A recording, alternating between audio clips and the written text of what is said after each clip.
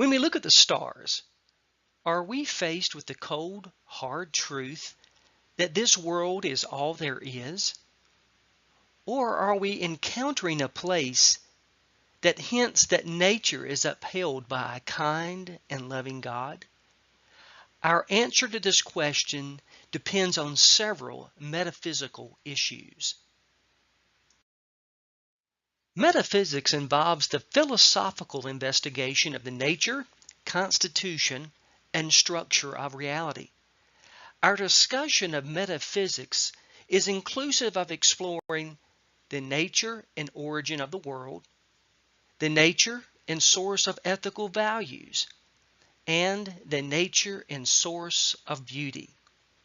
In the Western world, most people are either naturalists or supernaturalists. Naturalists believe that nothing other than the material world exists. Supernaturalists believe that the material world exists, but it came into existence at some point when God created it. If we accept the Christian presupposition that the physical world is a created realm, we then must ask about the nature of its creator.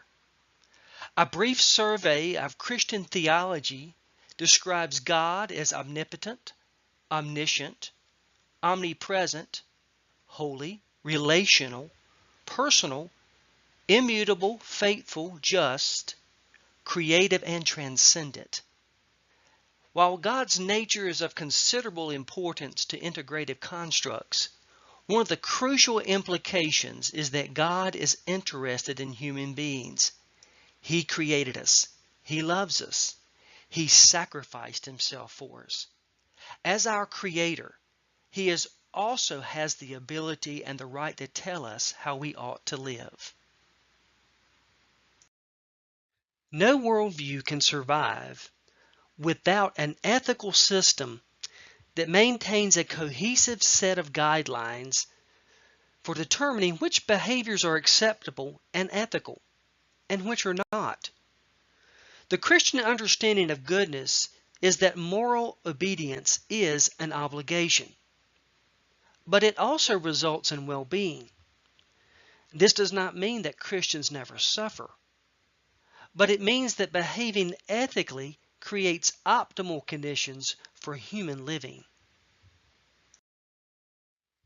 Doing what is good is motivated by appreciation of right action and its results in deep satisfaction of doing things well. With moral law seen as built into the fabric of the world, Christians and non-Christians alike can discern the good and be motivated to follow it, albeit imperfectly. It is not enough to recognize that the world includes ethical ingredients. We must follow the ethical duties conferred upon us. This is fundamental to integration, that we do all things as an expression of our love of God and love for our neighbor. A Christian understanding of the nature and origin of the universe not only imposes a basis for ethical action, but it also provides an impetus for the creation and appreciation of beauty. The world was proclaimed to be good by God, and very good when it was completed with the creation of humankind. An integrative model that neglects beauty has ignored one of the most fundamental realities of our Christian worldview. And so, it is for the Christian who is engaged in any activity or area of study. As we explore the wonders of creation, we cannot help but to be grateful and to praise and stand in awe of our Creator. One might wonder, why spend so much time on these philosophical issues when discussing Christian approaches to psychology? Quite simply, it is because these philosophical issues change how we understand the world and our place in it. A fundamental assumption for the integration of psychology and Christianity is that we gain knowledge about nature and the function of human beings from Scripture and from psychology. Although psychology and theology have a common interest in human beings, they approach the topic with different assumptions, methodologies, hypotheses, and goals. Psychology as a science is based on the premises that the world is an orderly place in which observation can lead to awareness of regularities of human behavior, and that some degree of predictability is possible given these regularities. While much of modern psychology is built on a scientific approach to studying behavior, it is also built on the metaphysical assumptions of those who study and practice psychology. Psychologists rely on the reason to develop and analyze ideas. Research approaches to psychology attempt to learn about human and animal behavior and mental processes by collecting and evaluating quantifiable data. Christian theology, like psychology, proceeds from its own foundational assumptions. Christian theology sees God's revealed word as discernible and views it as the guide for faith and practice. Christian theology is developed and organized around concepts such as creation, sin, grace, redemption, and revelation. Knowledge about such topics is sought through interpretation and application of the Holy Scriptures using hermeneutical methods. While Christian theology undeniably contains cognitive elements, it is crucial to remember that Christianity is also incarnational. It is important to note that psychology and theology study different variations of the same topic when they look at human nature.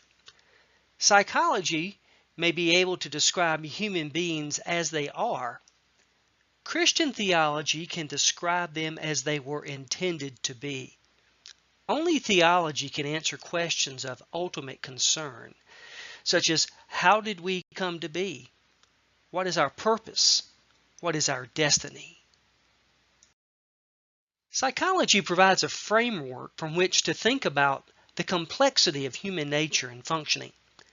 It encompasses theories developed from a variety of perspectives, utilizing diverse epistemic methods in an attempt to provide a fuller picture of humans as biological, psychological, and social beings.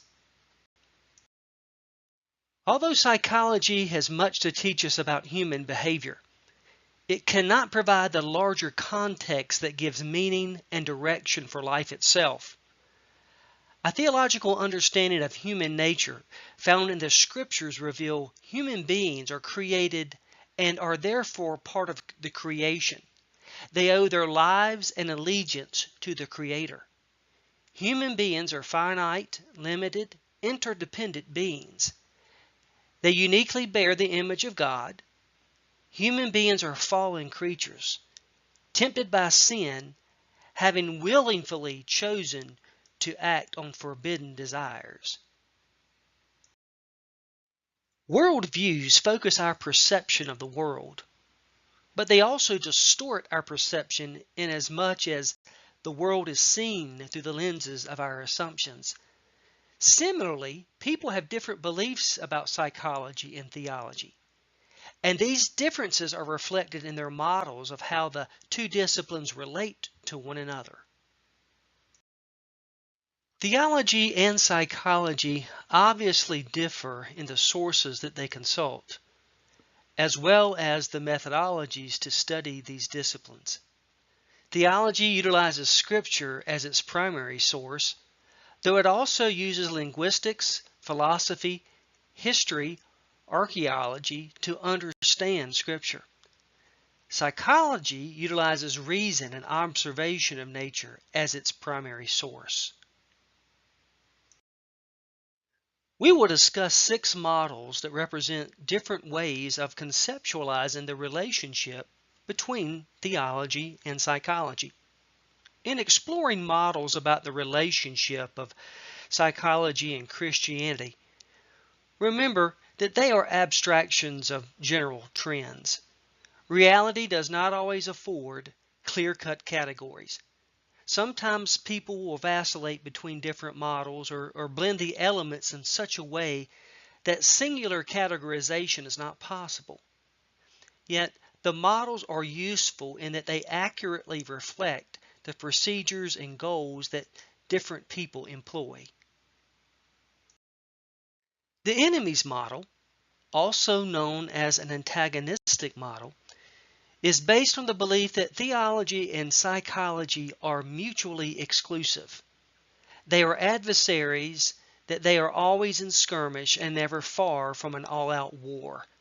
They are sworn enemies, and the adversary must be vigorously attacked to protect truth. The enemy's model emerged with force during the Enlightenment. Holders of the enemy's model take an either-or position on the psychology of human beings versus the theology of human beings.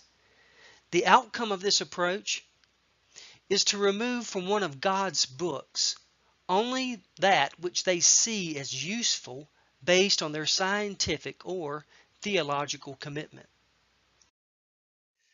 Religious beliefs and behaviors contain elements that may be useful psychologically. When someone becomes more interested in the effects of religion, independent of the doctrinal teachings, they have in effect participated in espionage. They either reject or minimize many of the tenets of religious belief, focusing their efforts instead on how religious belief can assist people with coping, happiness, prosperity, or other tangible benefits. The SPIES model is more interested in uncovering the psychology of the religious system rather than holding on to orthodox theology. The goal of the SPIES model is a pragmatic desire to use any means at their disposal to aid human well-being. Holders of the colonist model borrow selective findings from psychology, but they do so as outsiders and pilferers. The primary allegiance of the colonist is to his or her theological system. While the colonist sees psychology as valuable, it is foreign soil. Psychology can be useful only to the degree that it can be forced to conform to the theological system. The goal of the colonialist is the appropriation of psychological methods or findings that can illustrate the claims of their theological proclamations. Rebuilders view psychology as something that belongs to God, but that which has been overrun and occupied by people who do not acknowledge or serve God. They believe that Christians are at risk of compromising with the dominant secular values found in modern psychological paradigms. Rebuilders believe they must rebuild psychology on solid Christian assumptions while still interacting with mainstream psychology. Calling their approach Christian psychology, their goal is to use Scripture, Christian history, and theology to create methods of soul care. Rebuilders are not simply content to relieve suffering. They want to aid people in becoming the kind of people that God desires them to be. Neutral parties believe that theology and psychology do not need to be in conflict, as long as they simply respect each other's territory. Those who follow the neutral party's model have as their goal the accumulation of knowledge and the protection of disciplinary sovereignty. In a sense, they attempt to follow two masters. When in Athens, they do as the Athanasians. When in Rome, they do as the Romans. Psychology and theology are seen as non-intersecting perspectives from which a subject can be viewed. The Allies model recognizes that all truth is known by God, who is sovereign over all things. They acknowledge that various methods can be used to learn about the world in general and human beings in particular. The Allies model has a stronger recognition that worldviews exert an enormous influence on human thinking.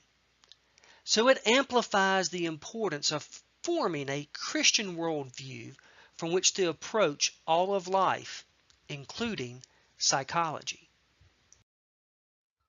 One proposition that undergirds this perspective is the unity of truth. From God's perspective, all truth fits together cohesively. All truth is ultimately under God's sovereignty. The Allies model will use many of the same procedures utilized in other models, but its goals are uniquely shaped by acknowledging God's sovereignty. In this model, allegiance is to neither psychology nor to theology, but to God, who reigns over all spheres of which we are subjects.